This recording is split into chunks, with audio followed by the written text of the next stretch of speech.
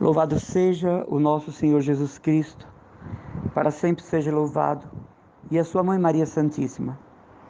Irmãos e irmãs, desde o pecado original, nós temos como convicção que os nossos dias na terra são limitados. Desde o pecado original, a morte entrou no mundo e o que era para ser eterno foi fragmentado e dividido no tempo. De maneira que cabe a alguns um determinado tempo nesta terra por vontade de Deus e desígnio, a outros tanto tempo, alguns antecipam com o suicídio, ou não cuidando do corpo, não cuidando da saúde. Alguns chegam à longevidade, como agora mesmo em nossa comunidade, nós enterramos uma irmã com 107 anos, lúcida, procurar passagens na Bíblia sem óculos. O Senhor a chamou aos 107 anos. A morte é uma realidade que atinge todos nós, né? A morte é uma constância. Tem pessoas que dizem a morte é a única coisa certa que nós temos na vida. Não, a única coisa certa que nós temos na vida é o amor de Deus. A morte é consequência do pecado. E ela chega, muitas vezes, de improviso e nos pega teologicamente despreparados, emocionalmente despreparados, conscientemente despreparados. Na minha casa eu perdi meu pai, com poucos meses um irmão de 49 e depois de 7 meses minha mãe. Foram 3 grandes pauladas, 3 grandes pancadas. E nessas horas nós precisamos de 3 elementos bem consistentes. Primeiro, a fé inabalável na ressurreição. Sem isso a gente não enterra os nossos parentes. Eles ficam vivos dentro de nós, né? Segundo, a certeza de que a cruz venceu a morte e que aquela separação é temporária e às vezes muito pouco temporária. E a terceira realidade é que a comunidade do céu precisa ser preenchida com aquela pessoa que se foi para formar o corpo de Cristo, a igreja triunfante. Para além de emocionalismo, essas 3 verdades sustentam o coração de quem passa pelo luto. Porque o luto é a saudade, e a saudade é a vontade de ver. Ninguém que tenha amado profundamente alguém e que a morte lhe tenha levado esta pessoa, reage bem a isto. O luto é sempre algo temporário, porém doloroso. Segundo os psiquiatras, o luto normal é de 1 ano. Depois disso, a pessoa não conseguindo superar, precisa passar por acompanhamento, tratamento, em alguns casos até medicamentos. Porque aquela pessoa nos foi tirada do contexto da nossa vida. Nós não vamos ver mais nesta terra aquela pessoa. Ela não estará mais presente em festas. Nós não a veremos mais no Natal, nem no Ano Novo. Nós não a veremos mais no aniversário dela ou nosso. Nós não a veremos mais na comunidade, na igreja, na celebração. Aquela pessoa vai desaparecer do contexto histórico da nossa visão. Não poderemos mais abraçá-la, beijá-la, tocá-la, conversar, brincar, homenagear, cantarolar. E aí vem um sentimento de perda muito grande e um questionamento. Será que eu amei suficientemente? Será que eu cuidei suficientemente? Será que eu visitei suficientemente? Eu estive ao lado nos momentos mais difíceis desta pessoa? Ou a minha dor pela sua morte é também remorso, por não ter aproveitado aquela vida, aquela convivência? Porque as pessoas nos são dadas como dons de Deus, como presente de Deus para a nossa felicidade. Seja amigos, familiares, cônjuges, namorados, noivos, diretores espirituais, superiores, coordenadores, pastores. Essas pessoas nos são dadas por Deus com um fim, para a nossa felicidade. E nós devemos usufruir delas nesse aspecto, até que não venha a irmã morte, como diz São Francisco, levá-la para as moradas eternas. O cristão e o cristão católico, que tem uma mentalidade diferente do protestante, para o protestante morreu, acabou, para o católico não, a vida continua na eternidade em 3 estágios, céu, inferno ou purgatório. Para o cristão católico, continua a união com aquela pessoa, pois Santo Agostinho dizia no livro A Cidade de Deus, que ninguém morre quando permanece vivo no coração de alguém. Ele diz que a morte é apenas passar para o outro lado da margem. E se nós cremos nisso, nós vamos enfrentar a morte de parentes com aquela segurança teológica, com aquele equilíbrio emocional, com aquela fé que chora, mas que se conforta com a certeza que vamos nos reencontrar, que vamos nos ver novamente na eternidade. Perder alguém pela morte não é fácil. É como se um pedaço de nós fosse arrancado. E leva tempo para nos reabilitarmos. Mas a fé nos assegura que é uma separação momentânea e por vontade de Deus. Mesmo que seja uma morte trágica, mesmo que seja uma morte em consequência de uma doença dolorosa. Nós precisamos entender que Deus tem um plano com a morte daquela pessoa. Que Deus tem um plano de salvação com a doença daquela pessoa. Que Deus tem um plano de eternidade com a forma estranha como aquela pessoa saiu do mundo. Nós desconhecemos. Tudo que Deus faz é perfeito, mas nós desconhecemos as motivações. Podemos até entender o agir de Deus, mas as motivações não. Então, um bom remédio para quando a gente perde alguém querido é a paz, é o sossego, é rezar bastante pela eternidade daquela pessoa, é suplicar a sua salvação diante de Deus. Pessoa numa dimensão de eternidade. E não lamentar, perder. Não é bom ficar guardando objetos, fotos. Não é bom estar com móveis, roupas. Porque essa pessoa não está mais aqui e esses elementos não ajudam a superação. Mas é muito bom rezar e mandar celebrar as santas missas em sufrágio da alma daquela pessoa. Talvez uma santa missa que você mande celebrar seja decisivo para a saída do purgatório daquela pessoa. Talvez uma comunhão que você oferece por aquela alma a liberte naquele exato momento das penas do purgatório. Mas perder não é fácil, sobretudo quando estamos falando de pai, mãe, irmãos, amigos, pessoas a quem nós devotamos um grande afeto, pessoas que marcaram a nossa existência, pessoas que estiveram muito próximos a nós e que era impossível pensar a nossa vida sem essas pessoas. E de repente elas são tiradas de nós. E nós temos que encontrar um meio de conviver agora sem aquela pessoa. E temos que encontrar uma saída para aquela solidão. E temos que encontrar um estratagema para aquele vazio daquela pessoa que não vai estar mais lá. Em cada canto da casa, uma saudade. Em cada momento do ano, um episódio que lembra.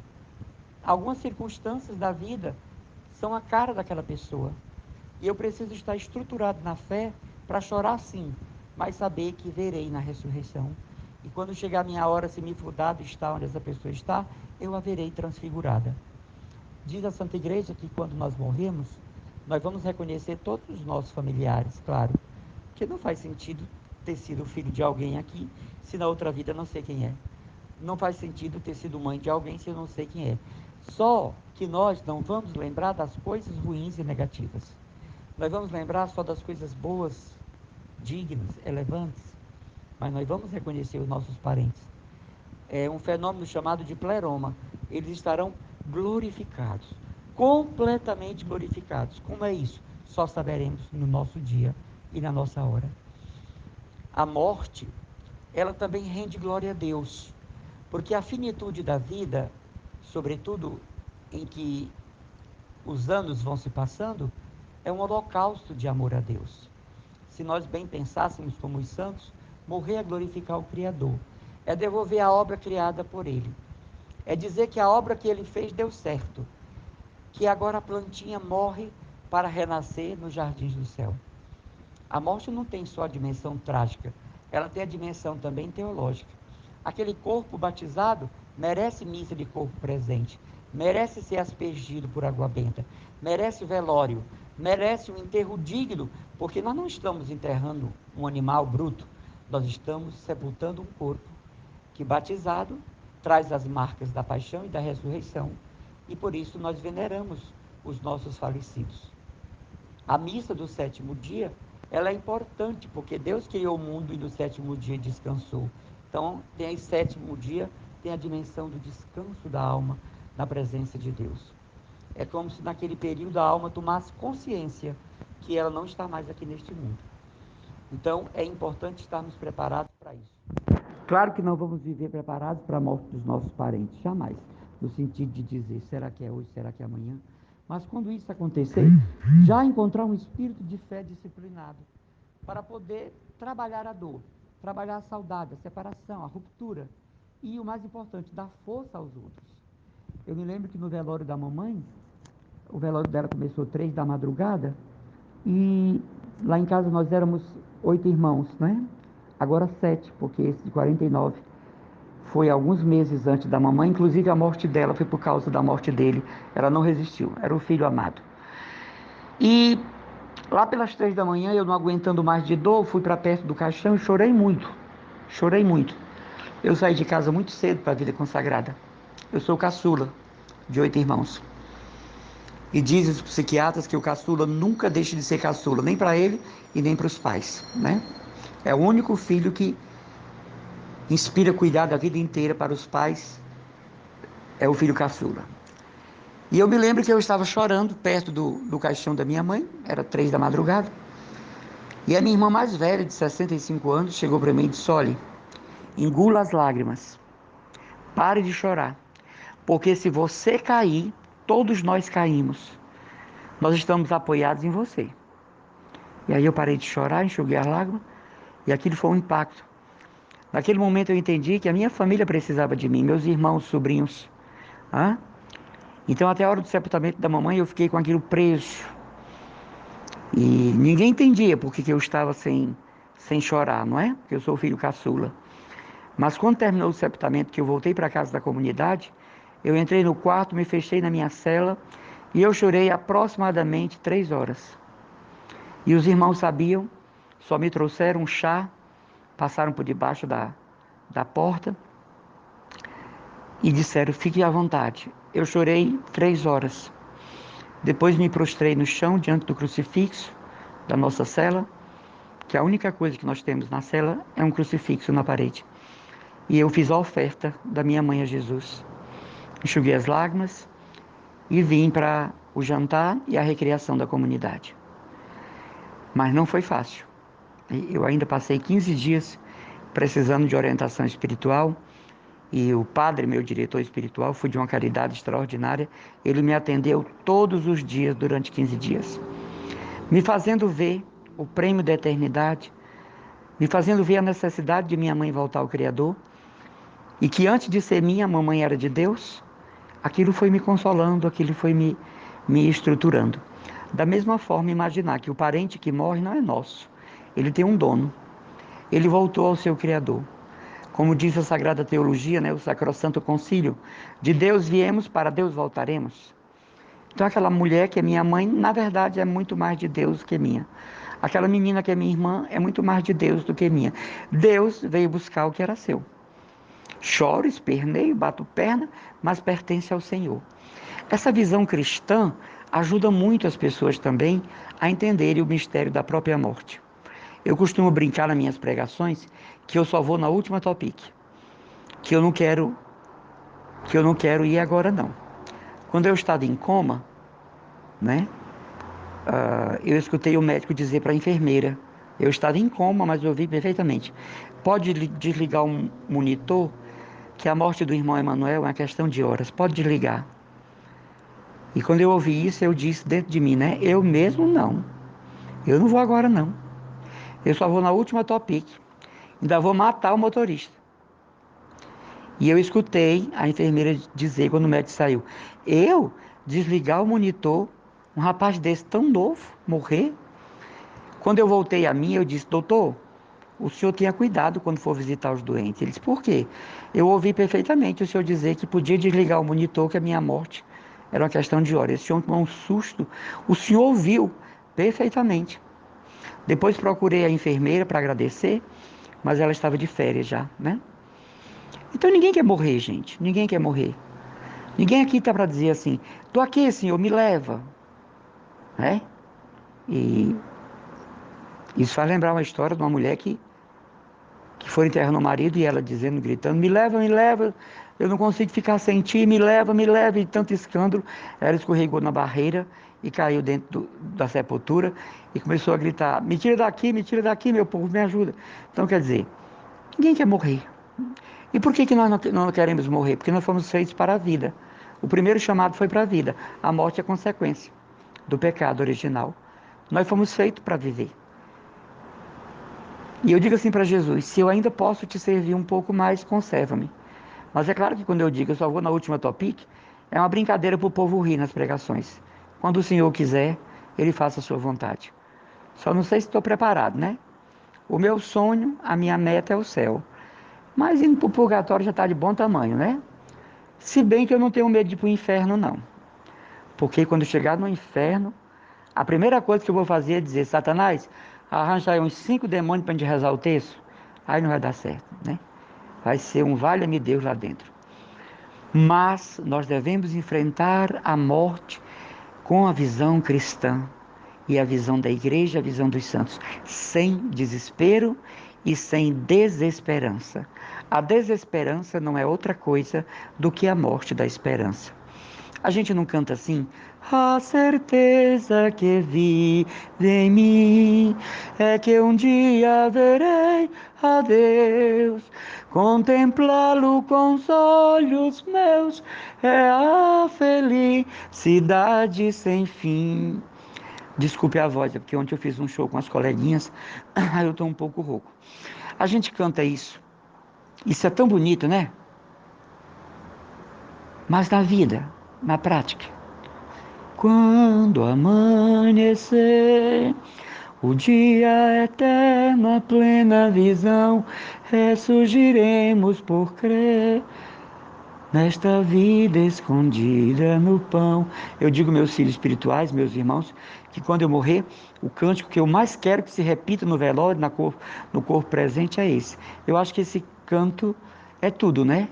É a promessa da imortalidade em forma de música. Então nós temos que ter a visão cristã, a aceitação cristã da vontade de Deus, baixarmos a cabeça diante da vontade de Deus, até quando a morte é trágica e inesperada, por acidente, suicídio, assassinato, tudo isso está em Jesus crucificado, né? Tudo isso está na cruz. Todo tipo de morte está na cruz. Jesus acolheu no Calvário todo tipo de morte. Então esse Senhor morto, como diz Chiara Lubick, Jesus crucificado e abandonado, é a resposta para a minha dor quando perco alguém. É em Jesus que eu me consolo. É no seu Calvário que eu me planto para suportar aquela ausência, aquela dor inesperada, aquele sofrimento que destrói por dentro, que rasga a alma, que não é outra coisa do que o desespero da saudade. E o que ajuda muito a gente a superar o luto é a devoção à Nossa Senhora, né? Apegar-se a Nossa Senhora das Dores, aquela mulher no Calvário, que o filho não teve nem direito ao velório. Vocês já pensaram nisso, que Jesus não teve velório? Ele já saiu da cruz e já foi para o jazigo porque ia começar a festa da Páscoa. Então, o nosso Jesus não teve nem velório. Nossa Senhora não pôde velar seu filho. Então, pedi a Nossa Senhora das Dores: Mãe, me envolve no teu manto de dores. Mãe, eu comungo com as tuas dores. Comunga tu com as minhas. Mãe, faz das minhas lágrimas as tuas e as tuas as minhas. Esconde-me nesse coração de luto. Eu quero passar o meu luto no teu coração, mãe. Então a devoção à Nossa Senhora das Dores ajuda muito a suportar a dor. E como dizia Frei Pio, a devoção ao Santo Anjo da Guarda, na hora do luto, da morte de alguém. Santo Anjo, não sai do meu lado. Santo Anjo, segura minha mão. Santo Anjo, sê por mim. É? E também a oração da comunidade. Quando morre alguém na comunidade, é muito bom que o grupo marque um dia, um horário com aquela família ou com aquele irmão, para o grupo todo interceder e ficar fazendo visitas. não é? Louvores à noite, rezar o terço. Visitar aquela família, por exemplo, até o dia da missa de sétimo dia, é um conforto, é um consolo. Se vocês podem fazer isso, né? Se morrer um irmão de comunidade, da família de um irmão, até o sétimo dia, toda noite vão lá rezar o terço, leva violão, faz louvores, canta, para amenizar aquela dor que só sabe quem está passando. Deus abençoe, meus irmãos. Rezem por mim, que eu rezo por vocês.